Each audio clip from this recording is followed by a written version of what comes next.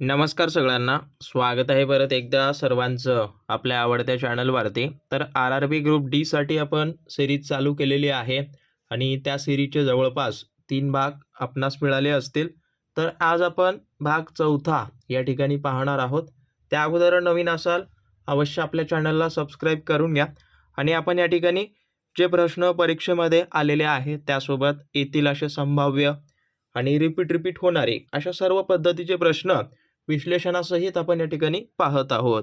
बाकी जे काही यूट्यूबचे लेक्चर्स वगैरे होतात तर ते फ्रीमध्ये तुम्हाला आपल्या ॲपमध्ये वगैरे मिळून जातील. सो ज्यांना कुणाला पाहायचं असेल किंवा ते जे काही आपण मागचे लेक्चर्स टाकलेत त्या सर्व लेक्चर्सच्या PDF आहेत, जे की ॲनालिसिसचे होते.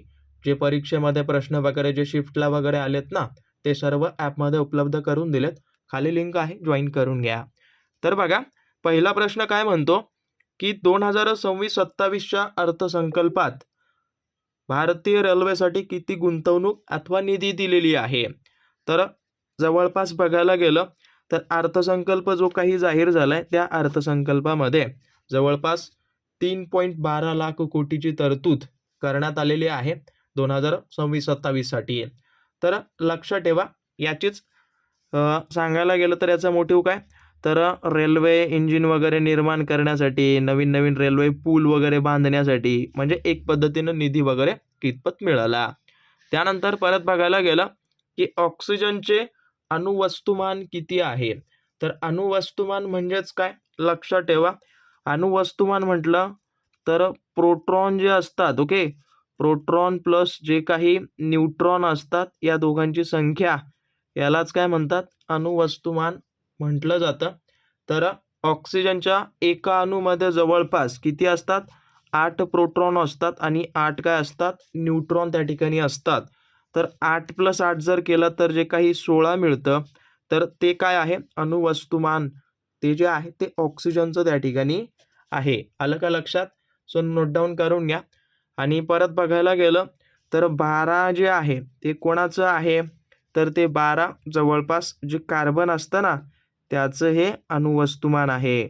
तर सगळ्यांनी नोट डाऊन करून घ्या आणि प्रत्येक माहिती जी सांगतोय ती थोडंसं लिहून घ्या. हे सर्व प्रश्न ॲज इट इज खूप सारे सेम टू सेम सुद्धा आलेले आहेत, त्याच्यामुळं प्रत्येक महत्त्वाचं आहे. ओके. तर 18U हे जे आहे ते पाण्याचं रेणू वस्तुमान आहे. ओके, रेणू वस्तुमान वगैरे आहे हे कशाचं, पाण्याचं. ओके, पाण्याचं जे काही सूत्र वगैरे असेल ते काय आहे, H2O. ओके, तर हेही थोडंसं लक्षात ठेवा. आणि बाकी जर बघायला गेलं तर 8च्या बाबतीत जर विचार केलं तर जे काही ऑक्सिजन आहे ना, ओके, O2 म्हणजेच ऑक्सिजन, तर हे अणुअंक आहे. अणुअंक म्हणजेच काय, ॲटॉमिक नंबर वगैरे. तर लक्षात ठेवा आणि काही डाऊट असेल तर अवश्य कमेंट करू शकता, सगळ्यांना मी उत्तरं देईन. ओके.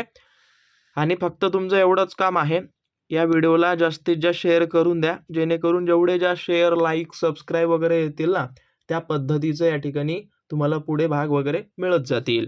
परत काय दिलं की न्यूटनच्या गतीच्या पहिल्या नियमानुसार खालीलपैकी कुठलं विधान असं सत्य आहे, अशा पद्धतीनं दिलेलं आहे. तर लक्षात ठेवा, ज्या वेळेला कार अचानक थांबते ना, तर थांबल्यावर प्रवासी पुढच्या दिशेनं झुकतो.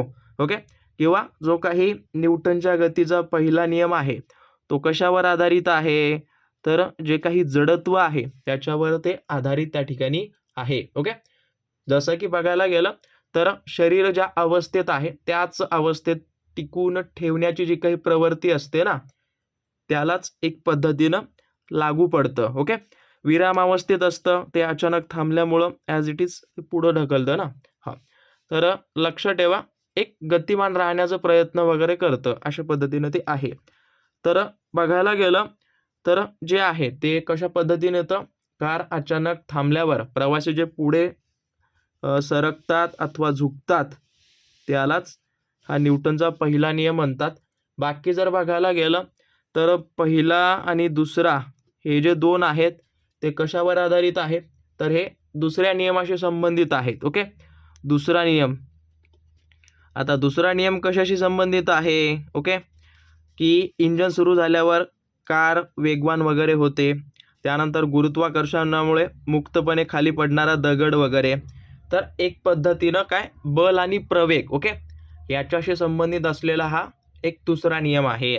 आणि तिसरा म्हणजेच काय, जो काही रॉकेटच्या वरच्या दिशेला प्रक्षेपण वगैरे तेच क्रिया प्रतिक्रिया ओके.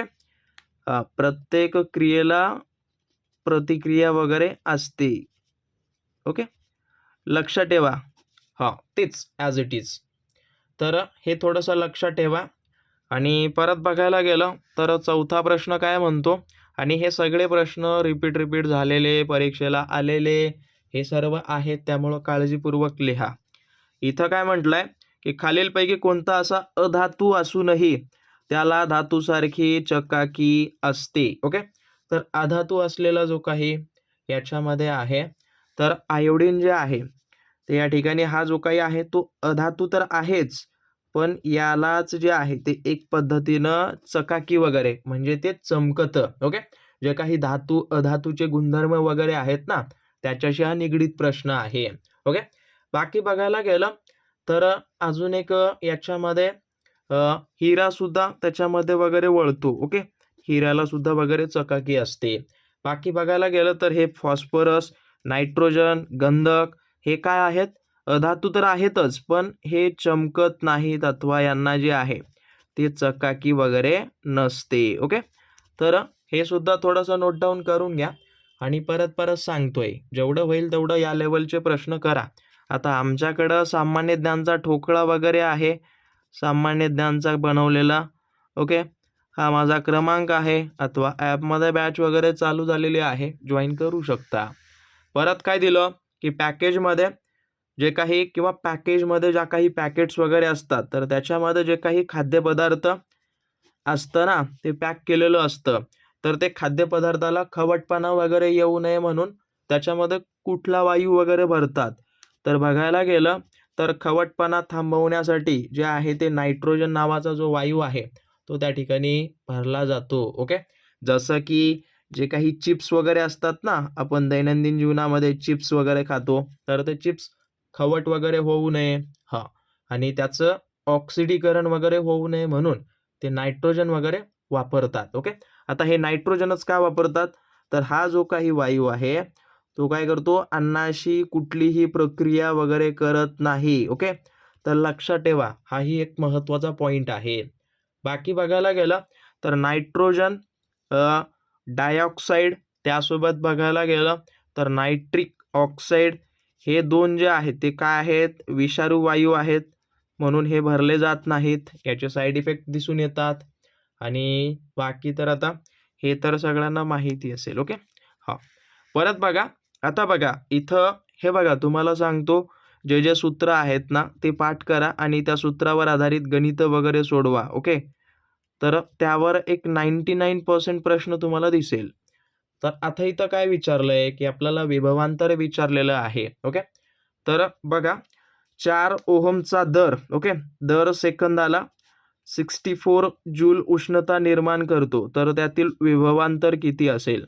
तर लक्षात ठेवा, आता बघा उष्णता आली आहे, जूल आली आहे, तर त्याच्यामुळे इथं काय एक जूलचा नियम आहे ओके. जूलचा नियम काय आहे की जी काही उष्णता आहे, हीट एच बरोबर ओके, विभवांतर म्हणजेच व्हीचा स्क्वेअर डिवायडेड बाय जे काही रोध वगैरे दिलाय तर ते डिवायडेड गुणिले टाईम वगैरे म्हणा टी. तर असा हा सूत्र आहे, त्याच सूत्रामध्ये या किमती वगैरे ठेवा. आता बघा इथं हीट आपल्याला किती दिली, 64 ॲज इट इज जशाच तसं ठेवा. परत बरोबर व्ही स्क्वेअर, आता इथं विभवांतर आपल्याला माहिती आहे का, माहीत नाही, ॲज इट इज त्याच पद्धतीनं ठेवा. भागिले ओके, किती आहे रोध, 4 आहे, आणि गुणिले काय दिलंय की दर सेकंदाला ओके, म्हणजेच 1 सेकंद वगैरे आहे, ॲज इट इज. आता हा जो काय आहे तो या बाजूला टाका, म्हणजेच गुणाकार होईल ओके. 64 गुणिले 4 बरोबर व्ही स्क्वेअर गुणिले 1 केला तर ॲज इट इज त्याच पद्धतीनं असेल ओके.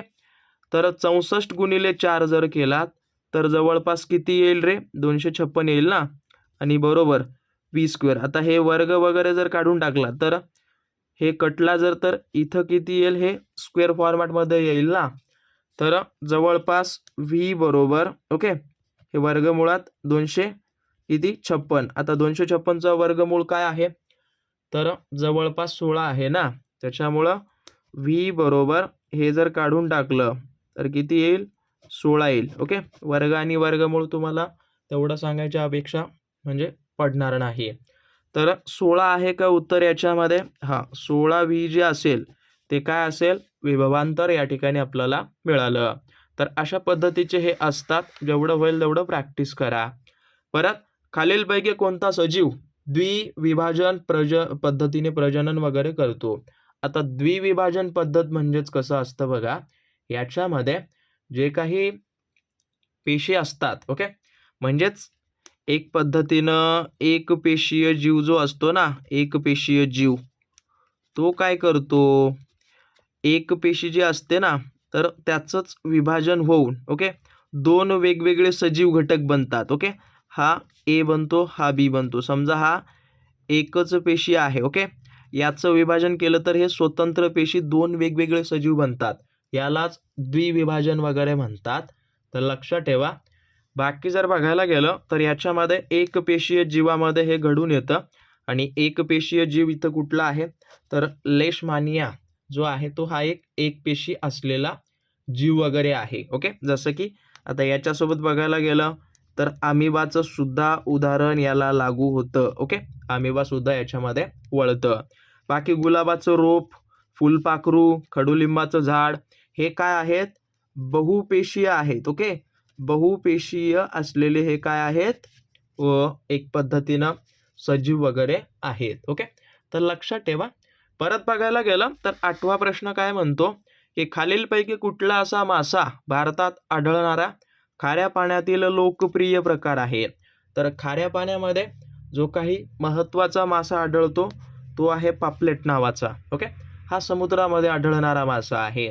बाकी कटला नावाचा, मृगळ नावाचा, रोहू म्हणायचा, हे सर्व काय आहेत, एक पद्धतीनं गोड्या पाण्यातील, जसं की ज्या काही नद्या असतात, तलाव असतात, याच्यामध्ये ह्यांची वाढ वगैरे होत असते किंवा ते त्या ठिकाणी आढळत असतात.